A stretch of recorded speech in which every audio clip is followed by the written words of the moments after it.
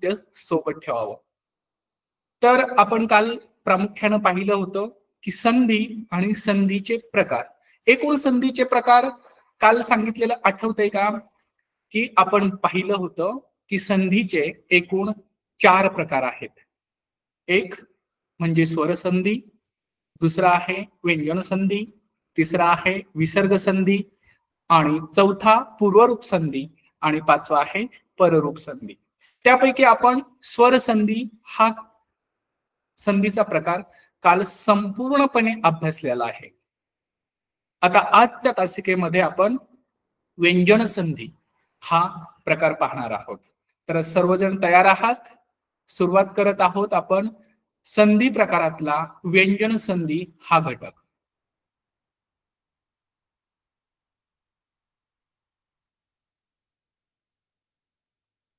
संधीच्या प्रकारामध्ये व्यंजन संधी हा जो आहे हा जसं स्वर संधीच्या आपण अभ्यासताना आपण मुळाक्षर जे आहेत वर्णमाला ज्याला आपण म्हणतो की वर्णमाला भाषा विषयाचा अभ्यास करताना किती महत्वाची आहे. त्याच पद्धतीनं जसं स्वर संधीमध्ये जे स्वरामधले वर्ण आहेत याच्यावर आधारित स्वर संधी असते. आता व्यंजन संधी बघत असताना व्यंजन मुळाक्षरामधले जे काही वर्णमालेतले जे काही व्यंजन आहे स्वर आणि व्यंजन हे काल पाहिलं होतं. मुद्दामून तुम्ही आठवून पहा, मी तुमच्या समोर एक स्लाइड शो केली होती की वर्णमालेतली स्वर कोणते व्यंजन कोणते.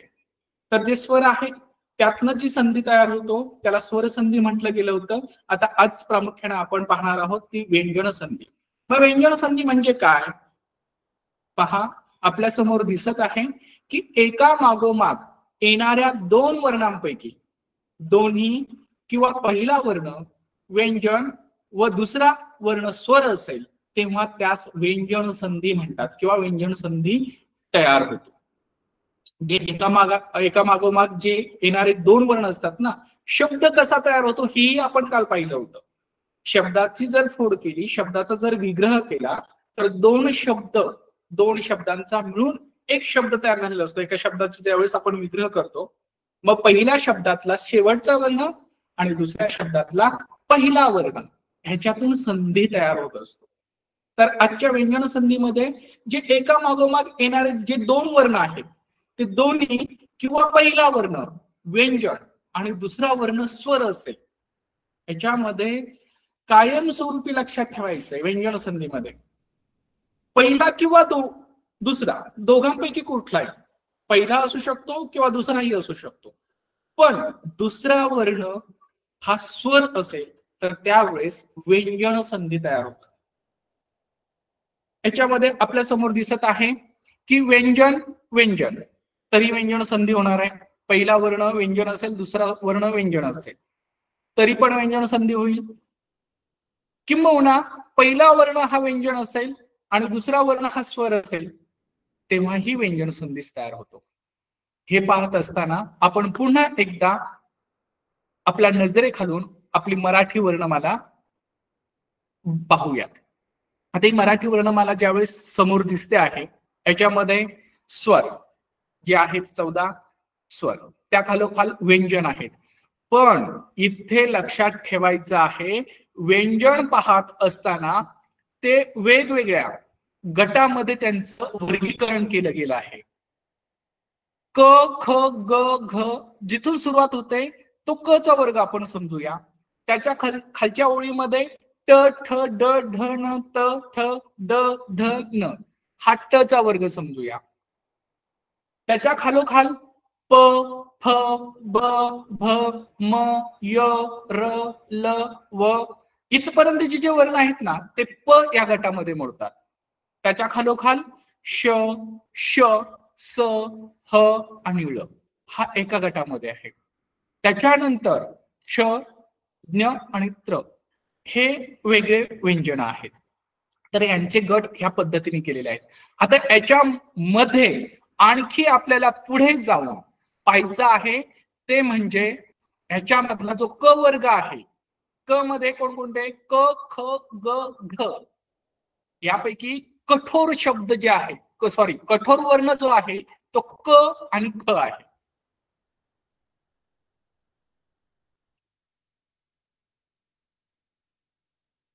क आणि ख.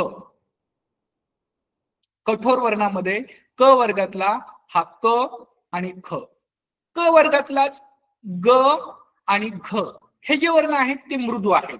आणि अनुनासिक म्हणजे गम त्याचा उच्चार असा होतो. म्हणजे क वर्गातली जी वर्णमाला आहे, व्यंजनामधला क वर्ग आणि त्यातली जी वर्णमाला आहे क ख ग घ, हे यांच्यामध्ये सुद्धा वर्गीकरण केलेलं आहे. कठोर वर्ण आणि मृदू वर्ण, त्यातला एक अनुनासिक सुद्धा असतो. आता च चा वर्ग पाहूया. च छ हे कठोर वर्ण. मृदू वर्ण कोणते आहेत? ज आणि झ. अनुनासिक त्र. त्याच्या वर्गामध्ये ट आणि ठ हे कठोर वर्ण. ट आणि ठ उच्चार करतानाच थोडासा कठोर वाटतो आपल्याला, म्हणून ते कठोर वर्गामध्ये येतात. मृदू वर्ण कोणता आहे? ड आणि ढ. अनुनासिकामध्ये न बाणातला जो आहे तो जातो. त वर्गामध्ये त आणि थ हे कठोर वर्ण आहेत आणि द आणि ध हे मृदू वर्ण आहेत. आणि न हा अनुनासिक आहे. प वर्गातला प ह हे कठोर आणि मृदूमध्ये ब आणि भ. अनुनासिकामध्ये म. हे लक्षात ठेवायचं आहे किंबहुना हे लिहून घ्या. जी मराठी वर्णमालामध्ये जे व्यंजन आहेत त्यांचं वर्गीकरण क च ट त प या 5 वर्णामध्ये वर्गीकरण केलंय. आणि त्यातली त्यात कठोर, मृदू आणि अनुनासिक असं त्यांचं वर्गीकरण केलं. कारण व्यंजन संधी पाहताना त्याचा उपयोग आपल्याला होणार आहे. ठीक आहे, लक्षात आलं की जे व्यंजन आहेत त्यांचं 5 वर्गामध्ये वर्गीकरण केलंय. क चा वर्ग वेगळा, च चा वर्ग वेगळा, ट चा, त चा आणि प चा वर्ग वेगवेगळे. आणि त्यातही क च्या वर्गामध्ये कठोर कोणते वर्ण येतात आणि मृदू कोणते येतात, अनुनासिक कोणते येतात. तसंच च चा आहे, ट चा आहे, त चा आहे आणि प चा. हे संपूर्ण लक्षात ठेवणं गरजेचं आहे. कारण व्यंजन संधीमध्ये जो संधी तयार होतो तो ह्यावरच आधारित असतो. कारण त्याची नियमावली त्याच्यावरतीच तयार झालेली आहे.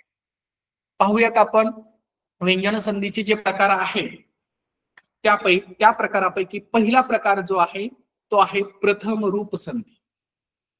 मग प्रथम रूप संधी म्हणजे काय? तर आता आपण पाहिलं वर्णमालेतला जो क च ट त आणि प या 5 वर्णांचे वर्गीकरण केलं होतं ते वर्ग आहेत वेगवेगळे. मग ह्या वर्णातील 5 वर्गातील अनुनासिके सोडून, अनुनासिके पण पाहिले होते. क च्या वर्गातला कोणता अनुनासिक आहे, च च्या वर्गातला कोणता अनुनासिक आहे, त च्या वर्गातला कोणता अनुनासिक आहे आणि प च्या वर्गातला कोणता अनुनासिक आहे, हे आपण ह्याच्या अगोदर पाहिलं आहे पहिल्या स्लाइडमध्ये. तर हे अनुनासिके सोडून कोणत्याही व्यंजनापुढे जर कठोर व्यंजन आले, त्याकरता मुद्दा म्हणून मी सांगितलं होतं व्यंजन संधी पाहताना आपण ती वर्णमाला पूर्णपणे अभ्यासणं गरजेचं होतं. कठोर वर्ण, कठोर व्यंजन आलं तर पहिल्या पदातील शेवटच्या व्यंजनाच्या जागी त्याच वर्गातील पहिले व्यंजन येऊन संधी होतो. पहिले व्यंजन येते म्हणून या संधी प्रकाराला प्रथम रूप संधी असं म्हणतात. आता पहिलं व्यंजन म्हणजे काय हे लक्षात घेणं गरजेचं आहे. संधी होताना क च ट त प या 5 वर्गातील अनुनासिक सोडून कोणताही व्यंजन कठोर व्यंजन आलं तर पहिल्या पदातील म्हणजे क च्या वर्गातील असेल तर पहिलं व्यंजन हे कच असणार आहे. च च्या वर्गातील असेल तर पहिलं व्यंजन हे चच असणार आहे. ट च्या वर्गातील असेल तर टच असणार आहे. प च्या वर्गातील असेल तर पहिलं व्यंजन हे पच असणार आहे. म्हणून त्याला प्रथम रूप संधी म्हटलं गेलंय. लक्षात आलं? पहिल्या व्यंजनानं तो संधी प्रकार तयार होतो म्हणून त्याला प्रथम रूप संधी असं म्हणतात. पाहूयात प्रथम रूप संधीचे उदाहरण. आता एक शब्द आहे वाक्प्रचार, सगळ्यांच्या ओळखीचा शब्द की आपण आतापर्यंत अभ्यासलेला आहे. वाक्प्रचार हा शब्द आहे. वाक्प्रचार हा शब्द ज्यावेळेस आपण अभ्यासतो याचा संधी कसा तयार होतो. मग आपल्याला पहिला काय करायला लागेल, पहिला प्रथम आपल्याला त्याचा विग्रह कसा होतो तो पाहावा लागेल. वाक्प्रचार या शब्दाचा विग्रह वाघ आणि प्रचार असे 2 शब्द ज्यावेळेस एकत्र आले तेव्हा वाक्प्रचार हा शब्द तयार झाला. वाक असं नव्हे, वाघ आणि प्रचार हे 2 वेगवेगळे शब्द आहेत. हा वाघ आणि हा प्रचार हे 2 वेगवेगळे शब्द आहेत. मग आता आपण संधी अभ्यासताना तुमच्या लक्षात आलेलं आहे की पहिल्या शब्दातला शेवटचा वर्ण कोणता आहे, ग आहे. दुसऱ्या शब्दातला पहिला वर्ण कोणता आहे, प्र प्र म्हणजे प, पहिला वर्ण प आहे, हे व्यंजन आहे, स्वर नाही त्याच्यामध्ये, अ आ ई ई उ उ हे स्वर नाहीयेत. व्यंजन संधी पाहत असताना फक्त व्यंजनानेच संधी तयार होतो. म्हणजे वाक आणि प्रचार मधला प पहिला वर्ण घेतला आपण. मग आता ग, ग हा व्यंजन वर्ण कोणत्या याच्यातला आहे? क च्या वर्गातला आहे. इथे क च्या वर्गातला आहे ना, क ख ग हा मृदू स्वर व्यंजन आला. म्हणजे पहिला वर्ण त्याचा कोणत्या वर्गातला आहे? क वर्गातला आहे. म्हणून आपण क, ग च्या ऐवजी काय घेणार आहोत? क.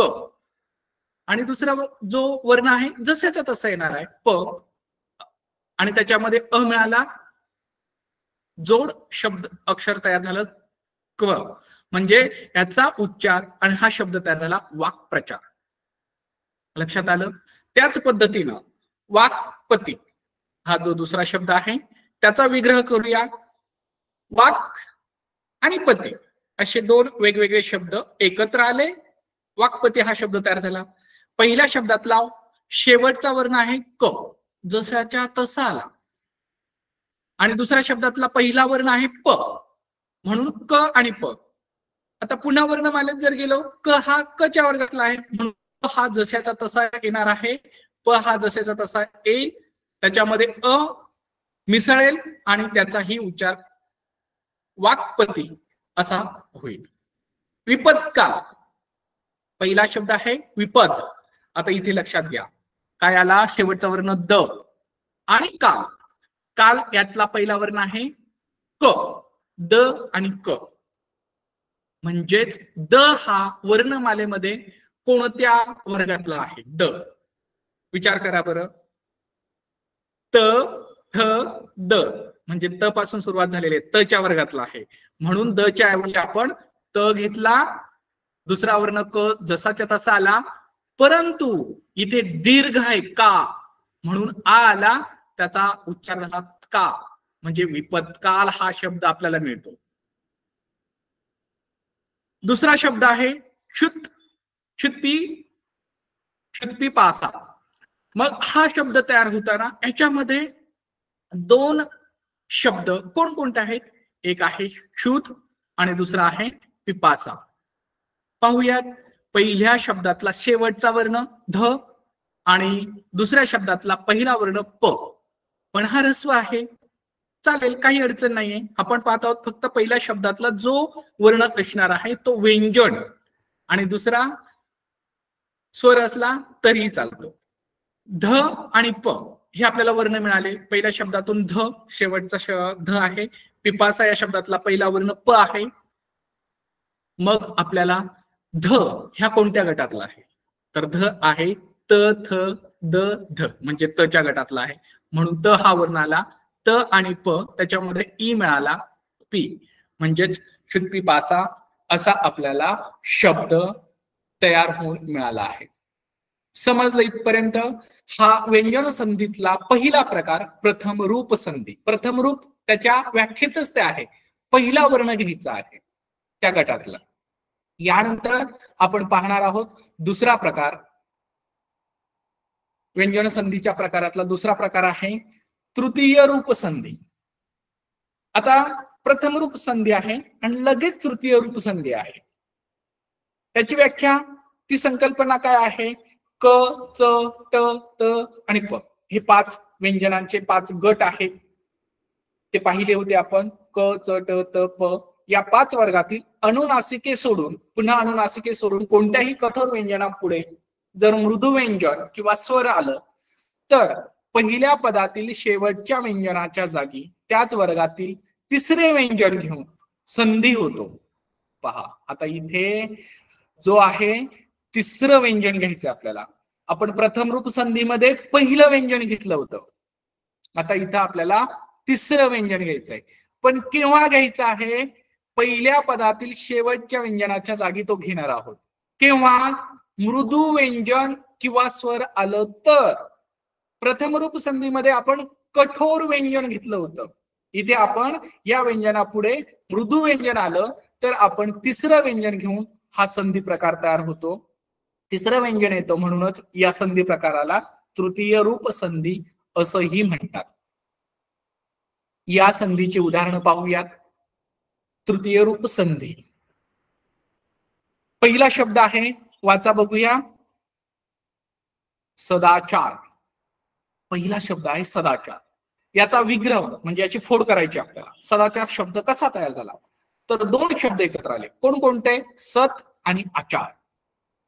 सद आणि आचार असं नव्हे, सत आणि आचार हे दोन शब्द एकत्र आले. मग पहिल्या शब्दातला शेवटचा वर्ण आहे त आणि दुसऱ्या शब्दातला पहिला वर्ण आहे आ.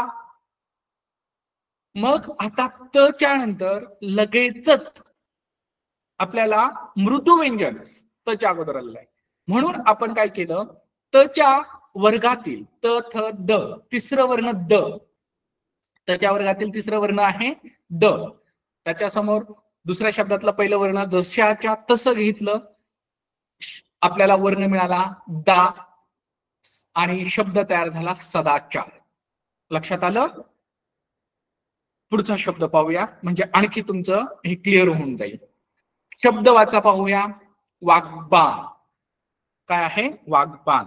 मग हा वाग्बाण शब्द कसा तयार झाला? याची फोड करावी लागेल, विग्रह करावा लागेल.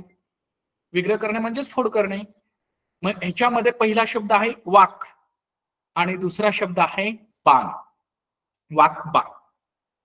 पहिल्या शब्दातला शेवटचा वर्ण क आणि दुसऱ्या शब्दातला पहिला वर्ण बा. हा शेवटचा वर्ण क आणि दुसऱ्या शब्दातला पहिला वर्ण बा, म्हणजे ब आला, क आणि ब. मग आता क च्या गटातला तिसरा वर्ण कोणता आहे? क ख ग. कोणता आहे? ग. म्हणून आपण ग घेणार, क च्या ऐवजी ग घेणार, ब आहे जसाच्या तसा राहणार आणि आपल्याला वर्ण मिळतो, अक्षर मिळतं ब. म्हणजेच, आणि तो दीर्घ मध्ये आहे बा, म्हणून वर्ण मिळाला बा. शब्द तयार झाला वाग्बाण. ठीक आहे इथपर्यंत. यानंतरचा शब्द आहे भगवद्गीता. सगळ्यांच्या परिचयातला शब्द भगवद्गीता. यामधला पहिला शब्द विग्रह केल्याच्या नंतर मिळणारा भगवत आणि गीता मिळून भगवद्गीता तयार होतो. मग पहिला शब्द जो आहे त्यातला शेवटचा वर्ण त, हा त घेतला, आणि दुसऱ्या शब्दातला पहिला वर्ण गी म्हणजे ग आहे, बरोबर. मग आता त च्या गटातला आपल्याला तिसरा शब्द वर्ण कोणता येईल? बघा बरं, बोला. त ठ आणि द. तिसरा वर्ण कोणता मिळाला आपल्याला?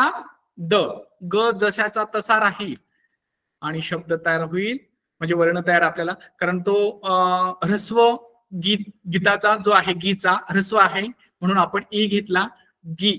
भगवद्गीता असा आपल्याला शब्द तयार होतो आणि त्याचा व्यंजन संधी कशी तयार होती ते आपण पाहिली. आता उद्धार हा शब्द आहे. उद्धार हा शब्दाचं आपल्याला अगोदर फोड करायची, विग्रह करायचा आहे. उत आणि धार हे दोन वेगवेगळे शब्द त्यातनं मिळतात. उत आणि धार, आणि या उत आणि धार मिळून उद्धार शब्द तयार होतो. मग उत त्यातला जो पहिल्या शब्दातला शेवटचा वर्ण त आणि दुसऱ्या शब्दातला पहिला वर्ण धा. मग आता आपण पाहिलं, आतापर्यंत 2 ते 3 शब्दांचा आपण विग्रह केला, तो व्यंजन संधी कसा तयार झाला हे पाहिलं. म्हणून तुमच्या लक्षात यायला पाहिजे, पहिल्या शब्दातला जो शेवटचा वर्ण त आहे त्या गटातला आपल्याला तिसरा वर्ण पाहिजे आहे, तो आहे द. त थ द, म्हणून तो द घेतला, धा जसेच तसा था, म्हणून उद्धार हा शब्द तयार झाला. ठीक आहे, इथपर्यंत समजलं. यानंतर आपण तिसरा प्रकार जो पाहणार आहोत तो आहे अनुनासिक संधी. अनुनासिक संधी. आता अनुनासिक संधी म्हणजे काय? तर पुन्हा तेच ते 5 गट आहेत ना व्यंजनाचे, क च ट त प. या पहिल्या 5 वर्णातील कोणत्याही व्यंजनापुढे जर अनुनासिक आले तर पहिल्या पदातील शेवटच्या व्यंजनाच्या जागी त्याच वर्गातील अनुनासिक येऊन संधी होतो. पहा काय आहे, जे क च ट आणि त प या 5 वर्गातील कोणत्याही व्यंजनापुढे अनुनासिक आले, व्यंजनापुढे कोणतं अनुनासिक आलं तर पहिल्या पदातील शेवटच्या व्यंजनाच्या जागी त्याच वर्गातील अनुनासिक येऊन संधी होतो. आपण वर्णमाला पाहत असताना त्या प्रत्येक गटातला अनुनासिक कोणता आहे, प्रत्येक गटामध्ये एक एक अनुनासिक आलेला आहे. हे आपण वर्गीकरण पाहत असताना पाहिलेलं आहे. मग लक्षात आलं पाहिजे. आपण उदाहरण घेतले तर आणखी ते आपल्याला समजून येईल. उदाहरणं पाहूयात. वाङ्मय या शब्दाचा विग्रह करताना वाक आणि मय, वाक अधिक मय किंवा वाक आणि मय हा शब्द वाङ्मयामधले आहेत. पहिला शब्द वाक आणि दुसरा आहे मय. मग पहिल्या शब्दातला शेवटचा वर्ण क आणि दुसऱ्या शब्दातला पहिला वर्ण आहे तो म्हणजे म. मग क च्या वर्गातला अनुनासिक कोणता आहे, तो आहे ग. मग जशाचा तसा येईल म्हणून वाक्मय असा शब्द तयार झाला. दुसरा शब्द पाहूयात जगन्नाथ. जगन्नाथ शब्दाचा विग्रह करायचा, त्याचा फोड करायची आहे.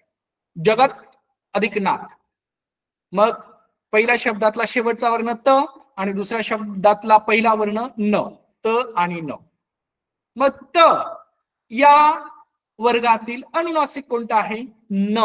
न हा अनुनासिक आहे म्हणून त च्या ऐवजी आपण न हा अनुनासिक घेतला.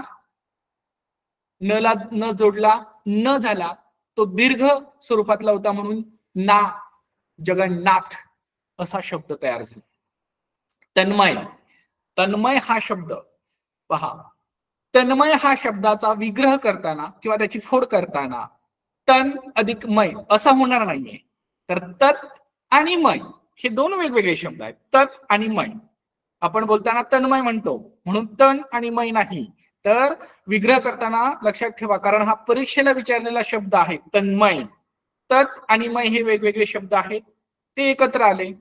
मग तत् हा पहिला शब्द होता, त्यातला शेवटचा वर्ण आहे त आणि मय या शब्दातला पहिला वर्ण आहे म. त च्या ऐवजी अनुनासिक न हे त्याच्या वर्गातला आहे म्हणून, आणि मग जसंच तसंच राहील म, म्हणून तन्मय. तत् अधिक मय बरोबर तन्मय. तसंच सन्मती.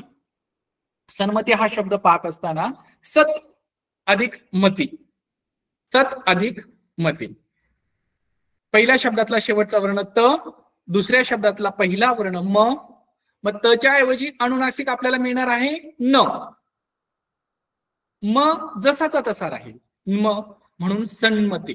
सन्मती हा शब्द तयार होतो. सन्मती हा व्यंजन संधीतला अनुनासिक संधी या प्रकारातला शब्द आहे.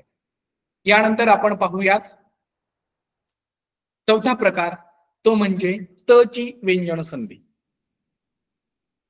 व्यंजन संधीमध्येच त या वर्गातला जो त ची व्यंजन संधी हा पूर्णपणे वेगळा प्रकार आहे. तर त्याचं व्याख्या काय आहे ते पाहूया. त या व्यंजनापुढे च आणि छ हे व्यंजन आले तर च चा च होतो व तो तसाच राहतो. च येऊ दे किंवा छ येऊ दे, तच्या पुढे तो आहे तसाच राहतो. च छ आला तरी चच राहतो आणि च आला तरी चच राहतो. उदाहरणार्थ सच्चरित्र या शब्दाचा अगोदर विग्रह करूया, पाहूया. सत आणि चरित्र. पहिला शब्द आहे सत, दुसरा आहे चरित्र. पहिल्या शब्दातला वर्ण शेवटचा त आणि त्याच्या पुढचा जो शब्द आहे म्हणजे दुसरा शब्द त्यातला पहिला वर्ण च. व्याख्येतच आहे, तच्या पुढे च किंवा छ हे व्यंजन आलं तर च जसाच्या तसा राहतो. म्हणजे च आणि च मिळून च, म्हणून सच्चरित्र हा शब्द तयार झाला. सच्छात्र. सच्छात्र सत अधिक छात्र किंवा सत किंवा छात्र, सत आणि छात्र मिळून सच्छात्र झाला. पहिल्या शब्दातला शेवटचा वर्ण त, त्याच्या पुढे छ आला होता म्हणून च हा राहील जशाचा तसा. छ च्या ऐवजी च, आपण व्याख्येतच पाहिलं होतं च आणि छ, च तसाच राहतो. मग आणि दुसरा वर्ण छ आहे म्हणून जोडाक्षर तयार होऊन आपल्याला सच्छात्र असा शब्द तयार होतो किंवा ही व्यंजन संधी तयार होतो. सचित्त. सत अधिक चित्त, सत आणि चित्त मिळून सचित्त होतो. पहिल्या शब्दाचा शेवटचा वर्ण आहे त आणि दुसऱ्या शब्दातला पहिला वर्ण आहे च, म्हणजेच च च्या जागेवरती च जसाचा तसा राहणार आहे. च ला च मिळेल, च असा होईल म्हणून, आणि तो ह्रस्व स्वरूपातला होता सचित्त. म्हणून आपण ही घेतलं होतं त्याच्यामध्ये सचित्त. समजलं? तची व्यंजन संधी खूप सोपी आहे समजण्यासाठी. जर तच्या समोर च किंवा छ आला तर काहीही विचार करायचा नाही, त्या दोघांच्या ऐवजी आपण जसाचा तसा च घ्यायचा फक्त. ठीक आहे इथपर्यंत. नंतर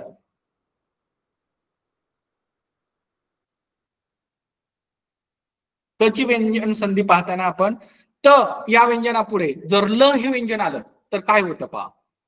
ल हे व्यंजन आलं तर ल तसाच राहतो आणि तो जशाचा तसा जोडला जातो. म्हणून त या व्यंजनापुढे ल हे व्यंजन आलं तर तचा ल होतो आणि तो तसाच जोडला जातो. उल्लंघन हा शब्द आहे. उल्लंघन त्याची आपण विग्रह करूया, फोड करूया. उत अधिक लंघन, उत आणि लंघन हे शब्द एकत्र आल्याच्या नंतर उल्लंघन हा शब्द तयार झाला. मग उत या शब्दातला पहिल्या शब्दातला शेवटचा वर्ण आहे तो आहे त. तोच्या लगत दुसऱ्या शब्दामध्ये ल हा स्वर आला म्हणून ल जशाचा तसा राहील. जसं च च्या याच्यामध्ये बघितलं होतं, तच्या पुढे जर च आणि छ आले तर च राहतो. तसंच आहे, ल आला तर ल जशाचा तसा राहतो. आणि दुसरा वर्ण होता ल म्हणून ल ला ल जोडला, उल्लंघन हा शब्द तयार झाला. उल्लेख, उत अधिक लेख किंवा उत आणि लेख हे मिळून शब्द तयार होतो उल्लेख.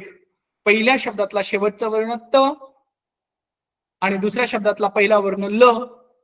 ल आला म्हणजे तच्या ऐवजी आपण लच घेणार आहोत. ल अधिक ल आणि मात्रा आहे म्हणून ए घेतला, शब्द तयार झाला उल्लेख. अशा प्रकारची ही संधी तयार होते.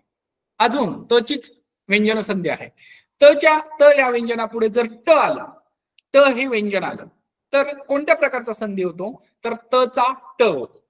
तच्या लगेच दुसऱ्या शब्दामधले पहिला वर्ण हा जर ट असेल तर तचा ट होतो. तट्टिका हा शब्द आहे. तट्टिका याच्यामध्ये दोन जर विग्रह केला तर तत् आणि टीका असे दोन वेगवेगळे शब्द आहेत. त्या शब्दांचा मिळून तट्टिका हा शब्द तयार झाला. पहिल्या शब्दातला शेवटचा वर्ण त आणि दुसऱ्या शब्दातला पहिला वर्ण आहे ट म्हणजे त आणि ट मिळून तच्या लगेच ट हे व्यंजन आल्यामुळं तच्या ऐवजी ट जशाचा तसा येईल. ट अधिक ट आणि वेलांटी आहे दीर्घ स्वरूपातली म्हणून आपण दीर्घ ही त्यामध्ये मिळवला तर टी म्हणून शब्द तयार झाला तट्टिका. यानंतर तचीच व्यंजन संधी आहे. त्याचे 5 प्रकार आहेत तचे. त या व्यंजनापुढे श हे व्यंजन आलं तर तचा च होतो आणि श चा छ होऊन संधी तयार होतो.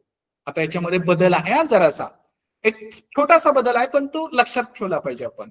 तचा इथे च होतो आणि श चा छ होतो. आपण अगोदरच्या याच्यामध्ये पाहिलं होतं तचा च जर च हे आलं तर च जसाचा तसाच राहतो, ट जशाच तसा राहतो. पण इथे बदल आहे. इथे काय होतं तचा च होतो आणि श चा छ होतो. सच्छिल हा शब्द आहे. याचा विग्रह करून घेऊयात. सत आणि शी हे दोन शब्द आहेत सच्छिल मध्ये. सतचा हा शेवटचा वर्ण त आहे आणि त्याच्या लगेच दुसऱ्या शब्दामधला पहिला वर्ण श आला म्हणून तच्या ऐवजी श होईल आणि च च्या ऐवजी छ होईल म्हणून सच्छिल हा शब्द तयार झाला. आणि अशा प्रकारची संधी तयार झाली. आता म ची व्यंजन संधी, तच्या व्यंजन संध्या संपलेली आहे. म ची व्यंजन संधी कशी आहे पहा. म ची व्यंजन संधी म पुढे जर स्वर आल्यास तो म मध्ये मिसळतो. स्वर आपले अ आ इ जे स्वर आहेत ना ते म च्या पुढे जर स्वर आले तर तो म मध्ये मिसळला जातो. समाचार हा शब्द आहे. सम आणि आचार हे दोन शब्दांपासून समाचार हा शब्द तयार होतो म्हणून सम या पहिल्या शब्दातला आपण शेवटचा वर्ण घेतला म आणि दुसऱ्या शब्दातला पहिला वर्ण आ स्वर आहे. आ हा स्वर आहे म्हणून जसाचा तसा राहणार आहे आणि तो म मध्ये मिसळून जाईल म्हणून समाचार असा शब्द तयार होईल.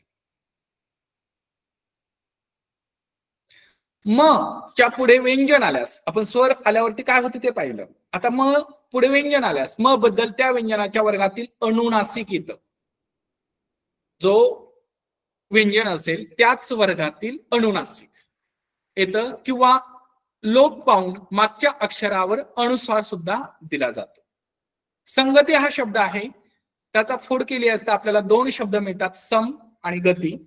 पहिल्या शब्दातला म हा वर्ण आहे आणि दुसऱ्या शब्दातला ग हा वर्ण आहे म्हणून तो आपल्याला म बद्दल त्या व्यंजनातील त्याच वर्गातील अनुनासिक आपण पाहिलं होतं. मच्या वर्गातील अनुनासिक आहे ग, म्हणून तो ग घेतला, किंवा त्याच्याऐवजी आपण अनुस्वार सुद्धा देतो, म्हणून संगती असा शब्द तयार होतो. संगती असा न लिहिता आपण अनुस्वार देऊन संगती असं लिहितो. संताप. संताप या शब्दामध्ये फोड केली असता सम आणि ताप या दोन शब्दांचा मिळून संताप हा शब्द तयार झालेला आहे. मग आता पाहूयात. सम शेवटचा वर्ण आहे म आणि दुसऱ्या शब्दातला पहिला वर्ण आहे त. मग संताप किंवा संताप अनुस्वार देऊन असा लिहिला जातो. अनुनासिक न आहे ना त्या वर्गातलं, म्हणून संताप असा लिहिला जातो. छ ची व्यंजन संधी कशा प्रकारची आहे पाहूया.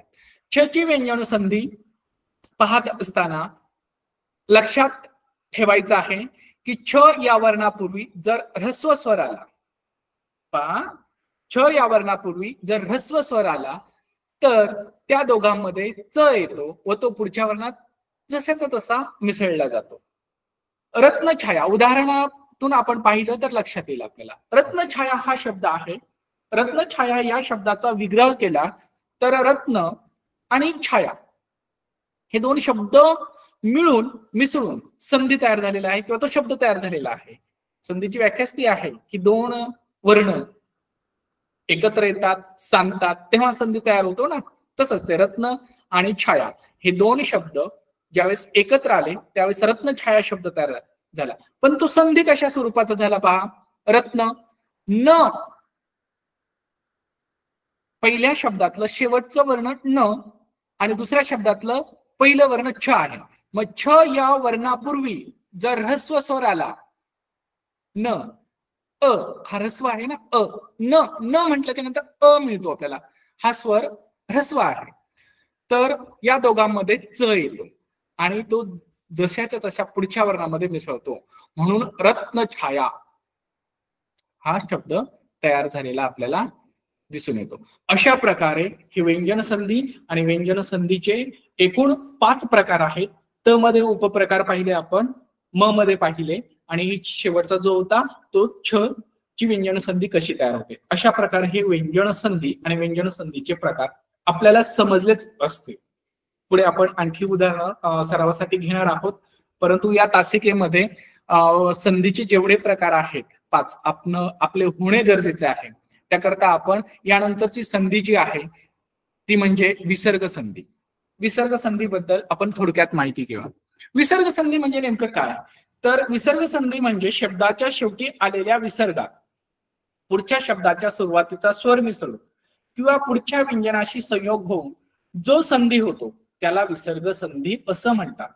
शब्दाच्या शेवटी आलेल्या विसर्गामध्ये पुढच्या शब्दाच्या सुरुवातीचा स्वर किंवा पुढच्या व्यंजनाशी जो पुढचा शब्द आहे जर तो स्वर किंवा व्यंजन असेल ज्यांचा संयोग होतो आणि जो संधी तयार होतो त्याला विसर्ग संधी असं म्हणतात. मग विसर्ग म्हणजे हा मूलध्वनी आहे. विसर्ग तो कशा प्रकारे लिहिला जातो पहा, या पद्धतीने तो लिहिला जातो. जर आपण विसर्ग कशा पद्धतीने लिहिला जातो थोडक्यात सांगायचं म्हणजे तर तो या पद्धतीनं लिहिला जातो.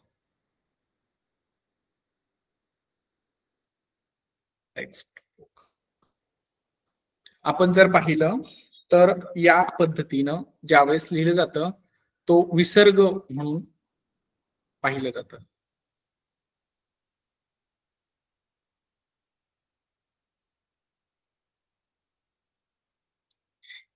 हे जे चिन्ह आहे ना हे विसर्गाचं चिन्ह आहे.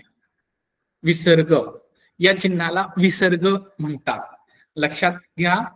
आणि हे याच्यामध्ये पण मी या व्याख्येमध्ये तुम्हाला दाखवण्याचा प्रयत्न केलेला आहे. या जे विसर्गाचं चिन्ह आहे अशा चिन्हानं ते दाखवलं जातं. त्याचा उच्चार ह सारखा होतो. विसर्गाचा उच्चार नेहमी कोणत्या तरी स्वरानंतरच येतो. विसर्ग कधी 2 अक्षरामध्ये तर कधी शब्दाच्या शेवटी सुद्धा येतो. असं नाहीये की तो 2 शब्दांच्या मध्येच किंवा 2 वर्णांच्या मध्ये आला पाहिजे असं नाही, तो शेवटी सुद्धा येतो. पाहूयात विसर्ग संधीचा पहिला प्रकार कोणता आहे, तर विसर्गाच्या मागे अ आणि पुढे जर मृदू व्यंजन आलं तर विसर्गाचा उ होऊन तो आधीच्या अ मध्ये मिसळतो आणि त्याचा ओ होतो. हा ओ त्या आधीच्या व्यंजनामध्ये मिसळतो. आपण जर उदाहरणं पाहिले तर आपल्या लक्षात येईल.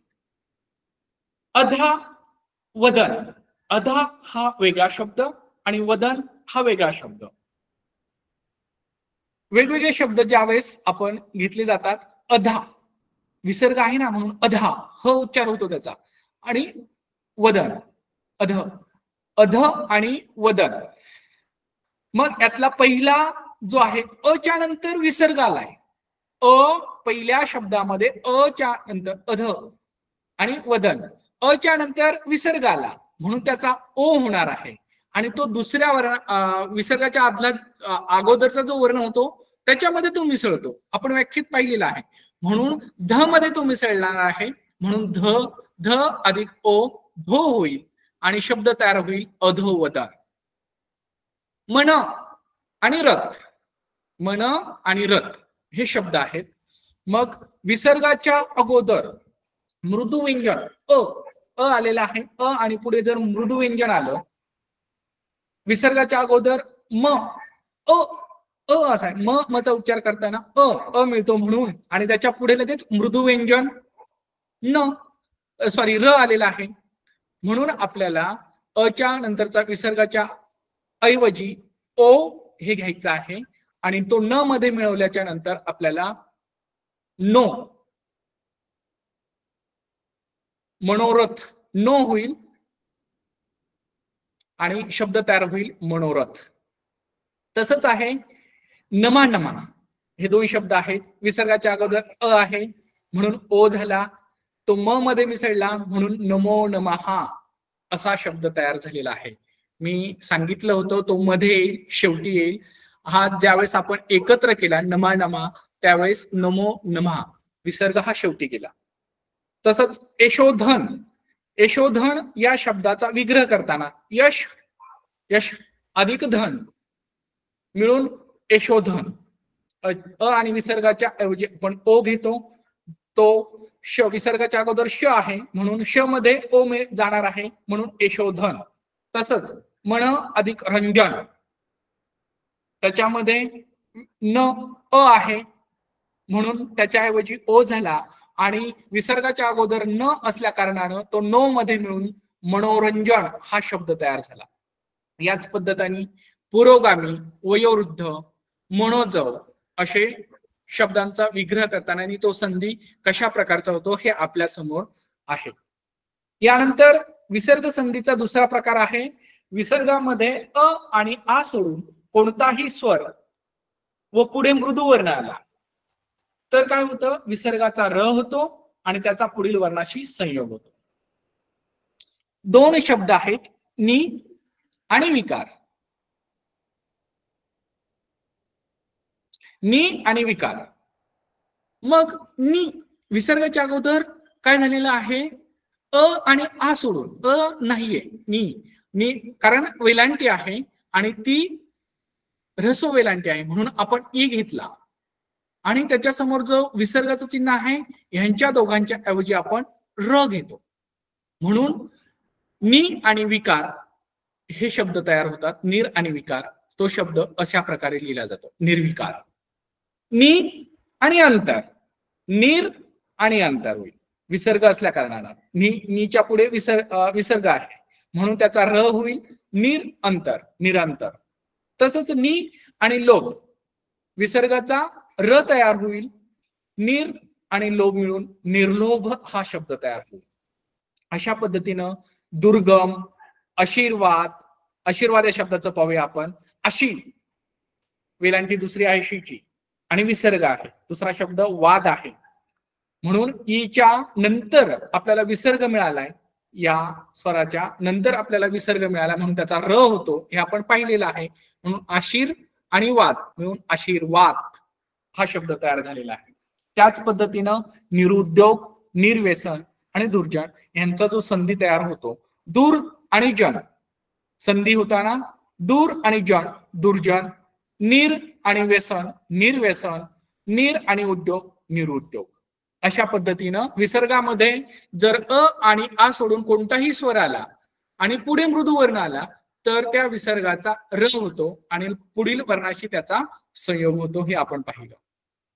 यातलाच प्रकार आहे तिसरा, तो म्हणजे विसर्गामागे अ आणि आ सोडून इतर कोणताही स्वर आला आणि विसर्गानंतर र आला तर विसर्गाचा लोप होऊन विसर्गाच्या आधीचा स्वर हा दीर्घ होतो. म्हणजे काय समजलं? विसर्गाच्या मागे अ आणि आ सोडून, आता मागच्या उदाहरणामध्ये पण पाहिलं आहे आपण, त्या प्रकारामध्ये पाहिलेलं आहे, अ आणि आ सोडून, अ आणि आ सोडून इतर कोणताही स्वर आला आणि विसर्गानंतर र आला तर विसर्गाचा लोप होऊन विसर्गाच्या आधीचा स्वर हा दीर्घ होतो. पाहूयात आपण.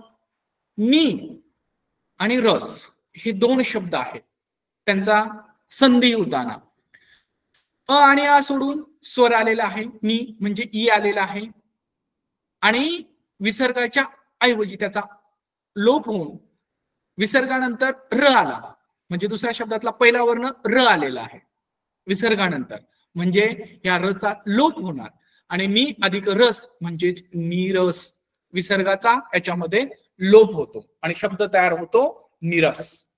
त्याच पद्धतीनं नी आणि रव हे वेगवेगळे दोन शब्द आहेत.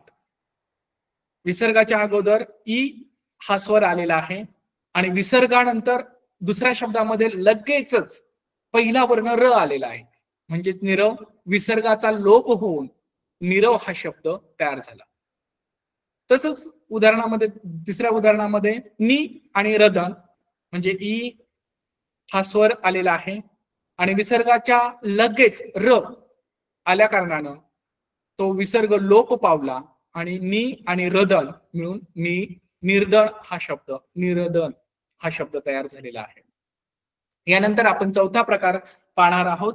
विसर्गाच्या जागी र, त्यामागे अ आणि पुढे मृदुवर्ण आल्यास र कायम राहतो व संधी होतो. मग हा संधी कसा तयार होतो पाहूयात. पुनर आणि जन्म, पुनर आणि जन्म. र, रच्या मागे अ, रच्या मागे अ आलेला आहे, त्याचा उच्चार करताना पुनर, पुनर अ आलेला आहे, रच्या मागे काय आलाय? अ आलाय. अ आणि पुढे मृदुवर्ण आल्यास हा मृदुवर्ण त्याच्यानंतर आलाय, र कायम राहतो, म्हणजेच अ अधिक र, अर आणि जन्म. हा जन्म जसाच तसा, म्हणून पुनर्जन्म, र कायम राहतो, तो त्याच्यामध्ये मिसळला, पुनर्जन्म हा शब्द तयार झाला.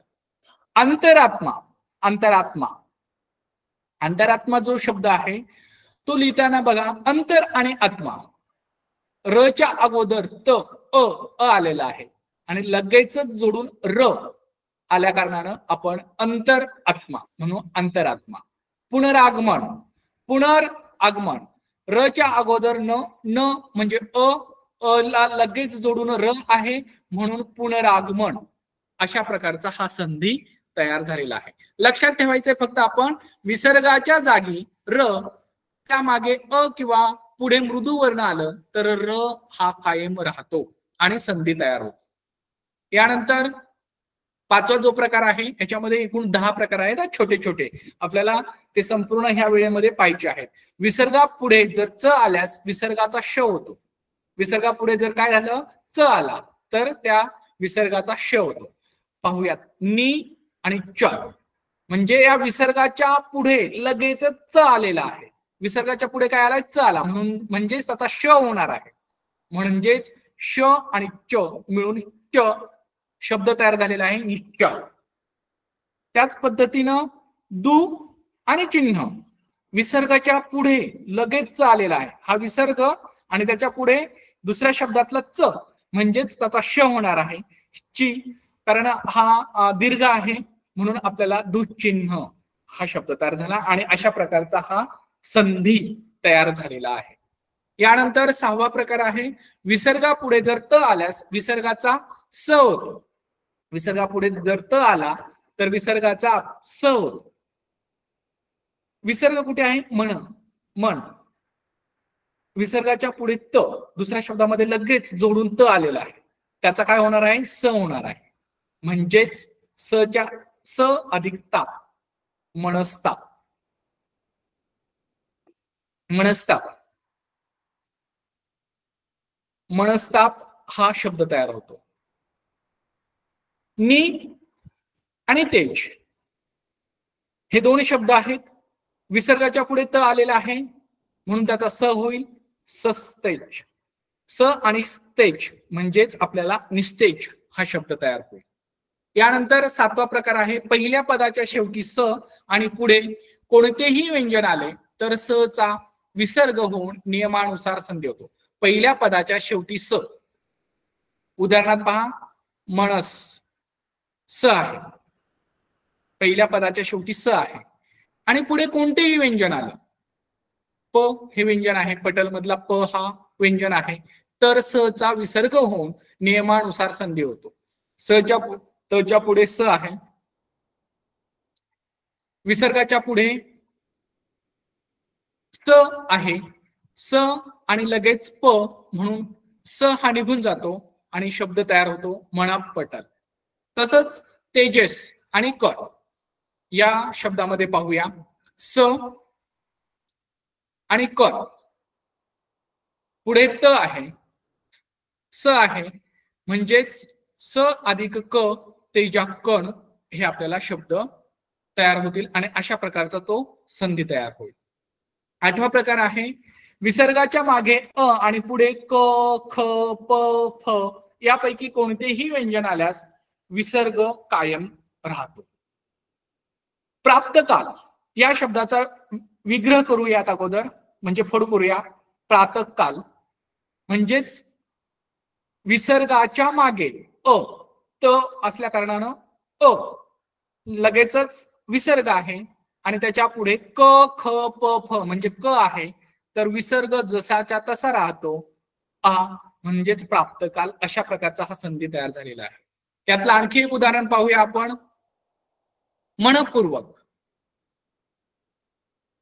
मन विसर्गाच्या अगोदर न अ आहे आणि क ख प फ यापैकी प आहे, म्हणजेच इथे विसर्गाच्या अगोदर आ आणि प असल्या कारणानं मनपूर्वक हा शब्द तयार झाला आणि अशा प्रकारचा तो संधी तयार झालेला आहे.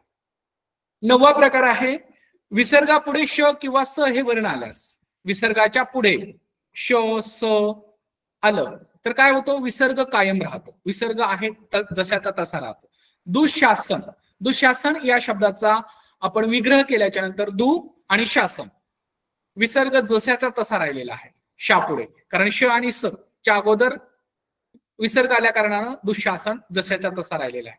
नि आणि संदेह, निसंदेह, नि आणि सत्व विसर्गाच्या नंतर लगेच स आहे, विसर्गाच्या लगेच नंतर स असल्या कारणानं जशाच्या तसा विसर्ग राहील आणि निसत्व असा संधी होऊन शब्द तयार होईल. यानंतर 10वा प्रकार, यातलाच उपप्रकार आपण पाहत आहोत विसर्ग संधी मधला, तो म्हणजे विसर्गाच्या मागे ई किंवा उ, ई विसर्गाच्या मागे ई किंवा उ आणि विसर्गानंतर क ख प फ यापैकी कोणतेही व्यंजन आल्यास विसर्गाचा श होतो. पहा लक्षात घ्या, विसर्गाच्या मागे ई किंवा उ, विसर्गाच्या मागे हा विसर्ग आहे, याच्या मागे ई किंवा उ आणि विसर्गानंतर क ख प फ यापैकी कोणतेही व्यंजन आले तर विसर्गाचा श होतो. म्हणजेच नि आणि पाप हे पाहत असताना दुसऱ्या शब्दातला पहिला वर्ण प आणि विसर्गाच्या अगोदर नि न अ नि आहे म्हणजे ई आहे, तर त्याचा विसर्ग लोप पावून श अधिक प ष्प म्हणजेच निष्पाप. निष्पाप हा संधी प्रकार, निष्पाप या शब्दाची संधी पाहत असताना पहा लक्षात ठेवा, विसर्गाच्या अगोदर ई किंवा उ आणि विसर्गानंतर क ख प आणि फ यापैकी कोणतंही व्यंजन आलं तर त्याचा श होतो. तसंच आपण आणखी एक उदाहरण पाहूया, निष्फळ. निष्फळ नि आणि फळ, विसर्गाच्या अगोदर ई आलेला आहे आणि क ख प फ यापैकी फ आलेला आहे, म्हणजेच त्याचा श होईल विसर्गाचा आणि फ त्याला जोडला जाईल, निष्फळ. इथपर्यंत समजलं. यानंतर जो 4था आणि 5वा प्रकार आहे, पूर्वरूप आणि पररूप संधी. अतिशय छोटी आणि साधी आणि सोपी हे प्रकार आहे, पूर्वरूप संधी आणि पररूप संधी. त्यापैकी पहिला जो आहे पूर्वरूप संधीचा प्रकार आहे. मग पूर्वरूप संधीमध्ये पूर्वरूप संधीचं संकल्पना किंवा त्याची जी कन्सेप्ट काय आहे, व्याख्या काय आहे, तर पूर्व म्हणजे पहिला. पूर्व म्हणजे काय? पहिला. एका पाठोपाठ आलेल्या दोन स्वरांचा संधी होताना जेव्हा पहिल्या शब्दातील स्वर कायम राहून दुसऱ्या स्वराचा लोप होतो तेव्हा त्या ठिकाणी पूर्वरूप संधी तयार होतो. अतिशय सोपं आहे. काय होतं? एका पाठोपाठ आलेल्या दोन स्वरांचा संधी होताना जेव्हा पहिल्या शब्दातील स्वर कायम राहून दुसऱ्या स्वराचा लोप होतो तेव्हा त्या ठिकाणी पूर्वरूप संधी होतो. आता पाहूयात आपण एक केलेसे. केलेसे असा शब्द आहे, त्याचा विग्रह केला केले आणि असे. काय झालं? ले म्हणजे ए आहे आणि अ आहे, त्याच्यानंतरचा हा दुसऱ्या शब्दातला अ हा वर्ण आहे. ए हाही स्वर आहे आणि अ हाही स्वर आहे आणि त्याचा संधी होताना त्याचा केलेसे स्वर कायम राहून दुसऱ्या स्वराचा लोप होतो. दुसऱ्या स्वरामधला लोप होऊन केलेसे शब्द आपल्याला केले आणि असे. केलेसे अचा त्याच्यामध्ये लोप झालेला आपल्याला दिसून येईल केलेशे या शब्दामध्ये. केले अधिक असे, अचा लोप झाला आणि केलेसे असा शब्द तयार झाला. अतिशय सोपं, सरळ आणि साधं पूर्वरूप संधीमध्ये. यानंतर आणखी एक उदाहरण पाहूया पूर्वरूप संधीचं. किती आणि एक हे दोन वेगळे शब्द आहेत. मग काय होईल? ए या स्वराचा लोप होईल. किती एक म्हणजे कितीक, जसंच तसं राहील. फक्त एचा लोप झाला आणि कितीक हा शब्द तयार झाला, म्हणजे एचा लोप झालेला आपल्याला दिसून आला. पूर्वरूप संधीमध्ये आपल्याला अशा प्रकारे जो दुसरा स्वर आहे त्याचा लोप झालेला दिसून आला. आता पररूप संधी. पररूप संधी म्हणजे काय? पर म्हणजे दुसरा लागोपाठ आलेल्या दोन स्वरांचा संधी होताना जेव्हा पहिल्या स्वराचा लोप होऊन दुसरा स्वर कायम राहतो आणि पहिल्या स्वराचा लोप होतो तेव्हा त्या ठिकाणी पररूप संधी होतो. हात आणि ऊन. हातून या शब्दाचा विग्रह आहे हात आणि ऊन. हातून या शब्दाचा जर फोड केली हात आणि ऊन, काय झालं? हात अ आहे आणि लगेच दुसरा उ आहे, दुसरा वर्ण उ आहे. इथे अ चा लोप झाला, हातून, हातून जसंचा तसं राहील, तचा लोप हो, म्हणजे इथे अ चा लोप झालेला आपल्याला दिसून येईल. यानंतर आपण पररूप संधीचं आणखी एक उदाहरण पाहूयात. घरी. घरी हा शब्द आहे, घर आणि ई दीर्घ ई आहे. इथे काय होईल? अ चा लोप होईल. पहिल्या शब्दातला पहिल्या वर्णातला र अ आहे म्हणून अ चा लोप होईल आणि शब्द ई जसाचा तसा राहील. घरी. घर आणि ई, घर अधिक ई, अ चा लोप झाला आणि शब्द तयार झाला ई. अशा प्रकारे अ चा लोप होऊन जी संधी तयार झालेली आहे त्यालाच पररूप संधी असं म्हटलेलं आहे. पररूप संधीचं आणखी एक उदाहरण पाहूया. सांगू हा शब्द आहे, सांगू. याचा विग्रह फोड करून घेऊया. सांग अधिक उ, सांग. ग मधला अ आहे, त्याचा लोप होईल, अ चा लोप झाला, सांगू. अ चा लोप होऊन हा उ याच्यामध्ये मिळाला आणि शब्द तयार झाला आपल्याकडे सांगू. अशा प्रकारे आपण संधीचे 1 ते 5 प्रकार संपूर्णपणे अभ्यासलेले आहेत. आता आपण यात थोडासा सराव घेऊयात पटकन. संधीच्या नियमानुसार म्हणजे ह्या प्रकारावरती किंवा या घटकावरती प्रश्न कशा कशा प्रकारचे विचारले जातात थोडक्यात पाहूयात आपण. संधीच्या नियमानुसार प्रश्न विचारला जाईल. कसा विचारला जाईल? अ किंवा उ पुढे विजातीय स्वर आला तर उ आणि उचा व होतो, तर खालील पर्यायामधून त्या प्रकारचा संधी झालेला शब्द कोणता तो ओळखा आणि तो पर्याय क्रमांक लिहा. मग कविच्छा, नुमजे, स्वल्प आणि गविश्वर हे शब्द आहेत. आपल्याला काय विचारलं त्यांनी? उ किंवा उ पुढे विजातीय स्वर आला, स्वल्प विजातीय स्वर आला तर उ आणि उचा व होतो. तर याच्यामध्ये बघा, कवी अधिक इच्छा, पहिल्या शब्दामध्ये उ नाहीच आहे. नुमजे, गवीश्वर ह्याची जर फोड केली तर याच्यामध्ये आपल्याला ते दिसून येणार नाही. स्वल्प हा शब्द आहे. स्वल्प हा शब्द आपण विग्रह करताना सु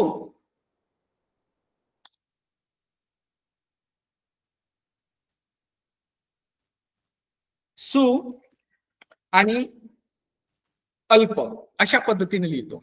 सु म्हणजे उ आला आहे आणि अ आलेला आहे, त्याच्यामुळे या नियमानुसार स्वल्प हा पर्याय तुमचा बरोबर असणार आहे. नंतरचा प्रश्न त्याच पद्धतीनं, तर कविच्छा, हेत्वाभास, प्रत्येक, गवीश्वर पटकन सांगायचे तुम्ही विचार करून, यापैकी कोणता शब्द असू शकतो या नियमानुसार. उ आणि उ पुढे जर विजातीय स्वर आला तर उ आणि उचा व होतो. विजातीय स्वर, सजातीय स्वर आणि विजातीय स्वर हे पण पाहिलेलं आहे आपण. अ आ हे सजातीय झाले, अ च्या पुढे जरी आला तर ते विजातीय झाले. तर वेळ न घेता मी तुम्हाला याचं हेतू आभास काय होईल पहा. हेतू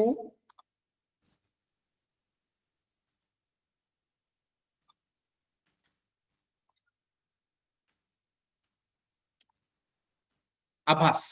हेतू उ आलेला आहे पहिल्या शब्दातल्या शेवटच्या वर्णामध्ये आणि विजातीय उच्या विजातीय अ आलाय, म्हणून या नियमानुसार हेत्वाभास हा पर्याय अचूक असणार आहे.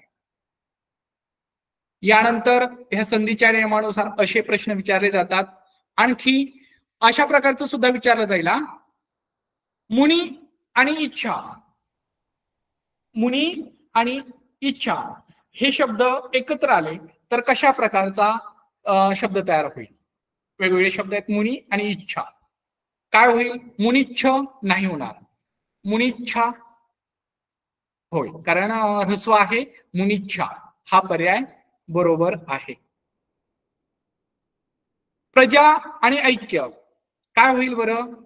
प्रजैक्य, प्रजाऐक्य, प्रजोक्य, प्रजैक्य हा पर्याय बरोबर आहे. प्रजैक्य आपण पाहिलेला आहे याचा अभ्यास करताना.